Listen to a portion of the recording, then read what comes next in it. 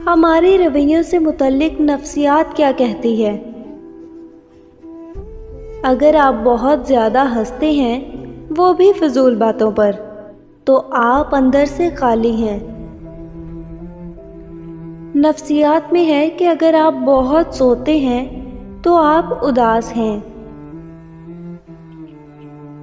अगर आप कम बोलते हैं और तेज़ रफ्तारी से बोलते हैं तो आप बहुत गहरे हैं। अगर आपको रोना नहीं आता तो आप बहुत कमज़ोर हैं। अगर आप बेतहाशा खाते हैं तो आप परेशान हैं। अगर आप बात बात पर रो पड़ते हैं तो आप नरम दिल और मासूम हैं।